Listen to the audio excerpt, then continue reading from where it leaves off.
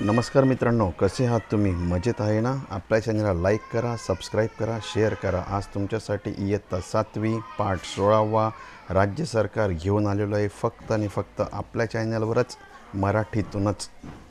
प्रश्न 1, रिकाम्या जागा भरा. गुजरात विधानसभेची सभासद संख्या 182 आहे.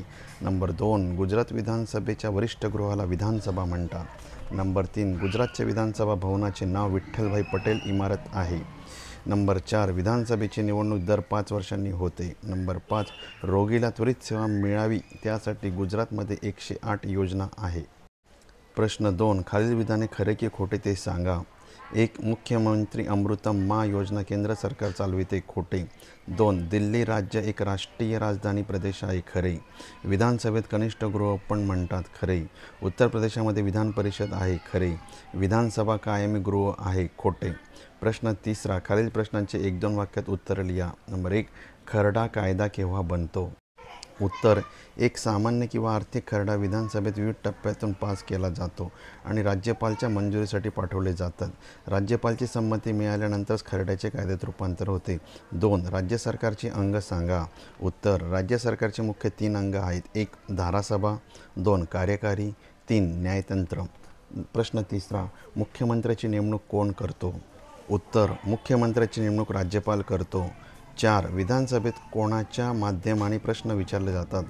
उत्तर, विधानसभेत सभापतीच्या माध्यमाने प्रश्न विचारले जातात. 5, राज्यात राष्ट्रपती राजवट असताना राज्याचा कारभार कोण पाहतो? उत्तर, राज्यात राष्ट्रपती राजवट असताना राज्याचा कारभार राज्यपाल पाहतो. प्रश्न 4, थोडक्यात टिपा लिहा. राज्यपालचे कार्य. राज्यपालचे कार्य पुढीलप्रमाणे. 1, तो राज्य विधानसभा मंडळात बहुमत असल्याने पक्षाच्या नेत्यांची मुख्यमंत्री म्हणून नियुक्ती करतो.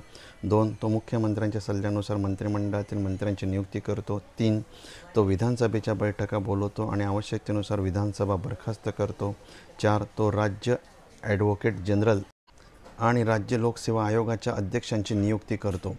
5, तो विधानसभेने मंजूर केलेल्या खरड्यावर स्वाक्षरी करतो आणि खरड्याला कायद्याचे स्वरूप देतो.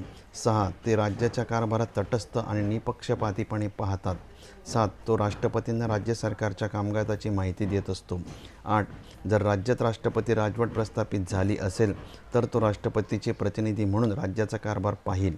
नंबर 2, सार्वजनिक आरोग्य सेवा.